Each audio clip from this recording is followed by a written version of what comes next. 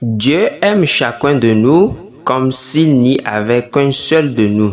Goûtez et voyez que Dieu est bon. Bienheureux celui qui se réfugie en lui. Nous savons qu'en toutes choses, Dieu travaille pour le bien de ceux qui l'aiment, qui ont été appelés selon son dessein. Que dirons-nous donc en réponse à ces choses? Si Dieu est pour nous, qui peut être contre nous?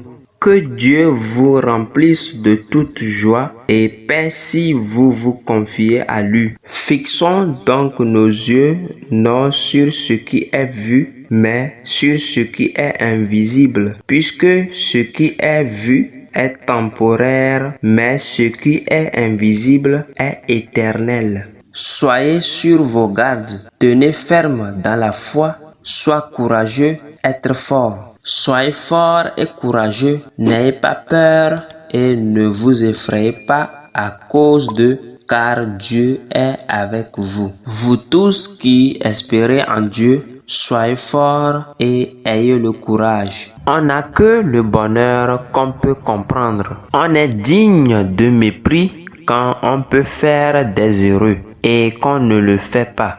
Il faut aimer l'autre. Sans cela, il n'y a pas de bonheur possible. L'une des décisions les plus difficiles à faire dans la vie, soit laisser tomber, soit essayer plus fort. Celui qui ne connaît pas sa propre valeur est voué à l'échec. Seul celui qui est heureux peut répandre le bonheur autour de lui. L'une des clés les plus importantes de la réussite est d'avoir la discipline nécessaire pour faire ce que vous devriez faire, même si vous n'avez pas envie de le faire.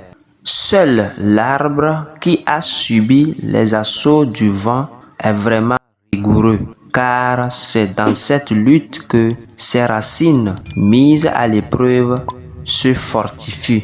Seuls ceux qui tentent d'absurde peuvent réaliser l'impossible.